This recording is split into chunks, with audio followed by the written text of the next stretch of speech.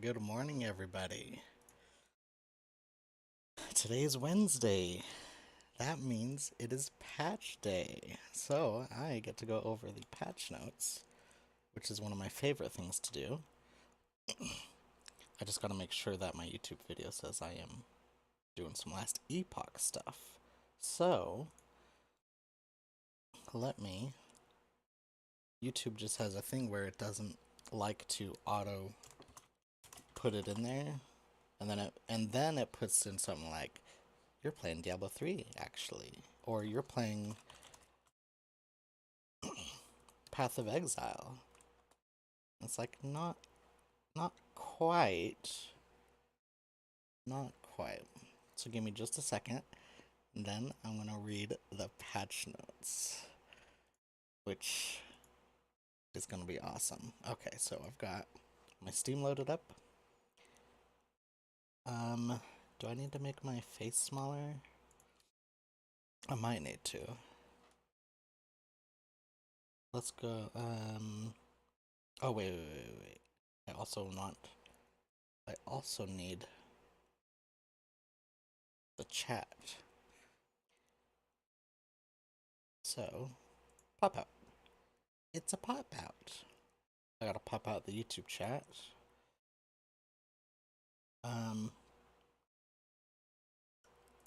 Let's go ahead and scoot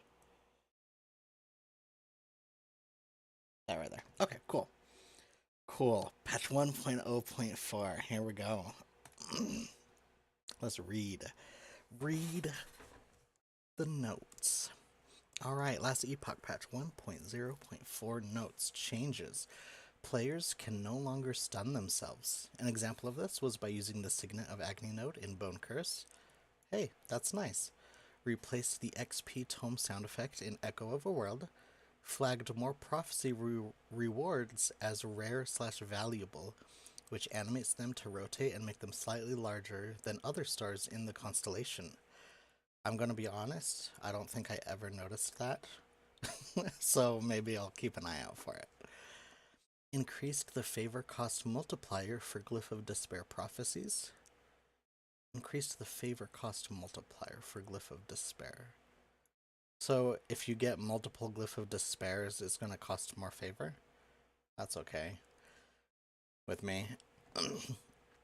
You can no longer gain experience while in the grace period, the period of invulnerability after arriving to a new area.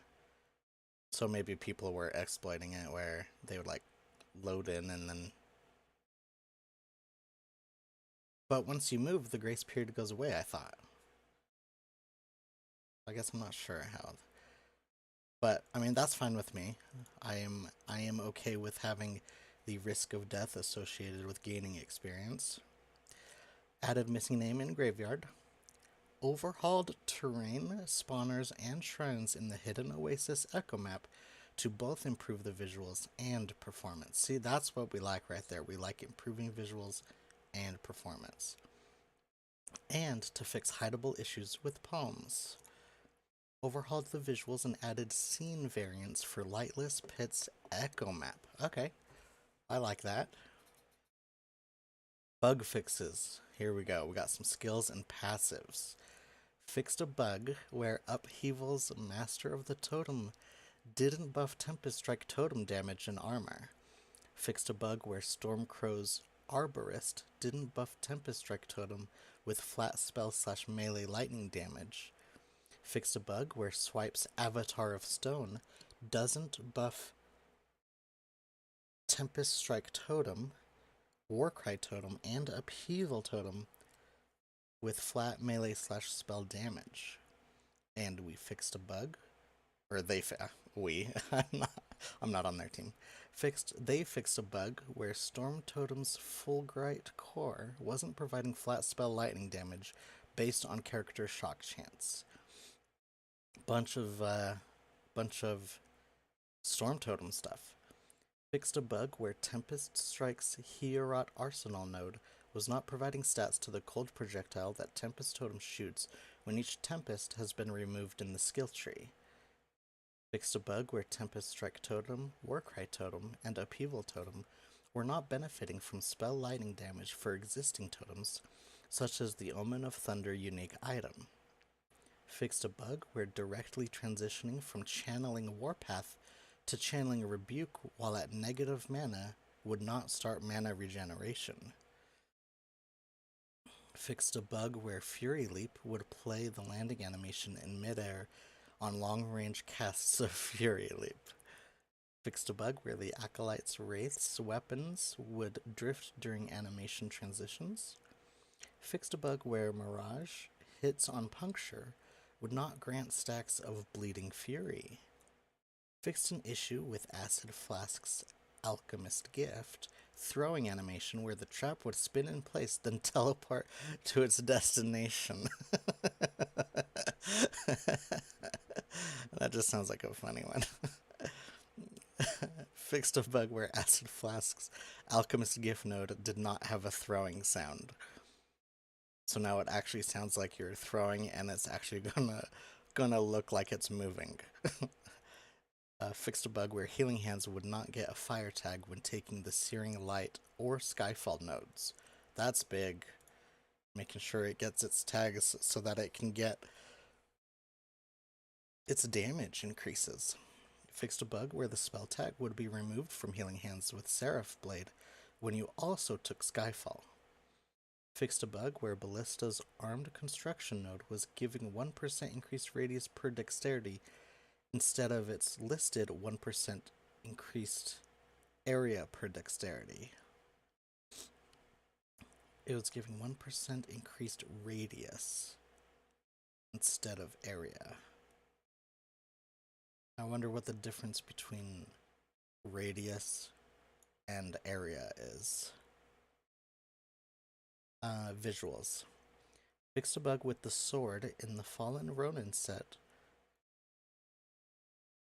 was deforming in a weird way on the Primalist. Fixed terrain and floating vegetation in several scenes. Nice. The UI fixed a bug where some game guide pages couldn't be linked in chat. Several localization updates. Enemies fixed a bug where Void Despair would spawn in place for a brief second before starting its emerging animation. Fixed a bug where the idol, the big worm, could become stuck after knocking guards off their platform in Last Refuge Outskirts.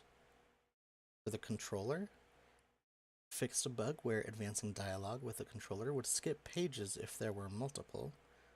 Fixed a bug where menu options could still be selected with a controller while they are invisible/inactive on the death screen. This was resulting in potentially closing the respawn menu, preventing you from being able to respawn. Oh, that sounds awful. Other fixed a bug where your stats could become out of sync with the server. This could result in issues such as the client believing you had less movement speed than you did. I think I felt that when I was getting my 10% movement speed from on my sorcerer. Alright, fixed a bug where prophecies could be re-rolled on login and multiplayer. Fixed a bug where you could not return to character select while in-game on an offline character. Fixed a bug where you could not return to character select while in-game on an offline character. It just didn't log you out to the character screen. Fixed a bug where VSync was not applying during splash screens. This appears before the login screen.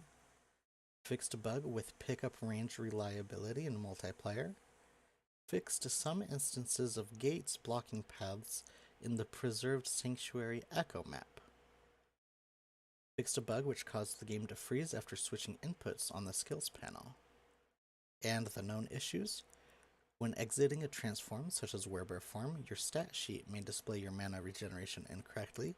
This is only a display issue, so it's just displaying incorrectly, but the values are actually correct.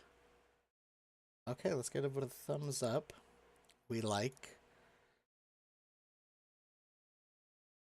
They did a bunch of stuff for Tempest Strike. And then they did a couple things for Warpath and the Acid Flask one. Overall, pretty nice. Not too not too long of a patch notes. And I think that fixing all this stuff is obviously great. And I'm glad that they seem to be doing these weekly patches and just being active with development instead of just like, I don't know, waiting for a couple months and then doing like a huge patch notes, I guess. I like seeing changes happen over time. So that's nice. Anyway, I am going to start up my actual stream, and I hope you guys have a great day. And thank you for watching. And I will talk to you all.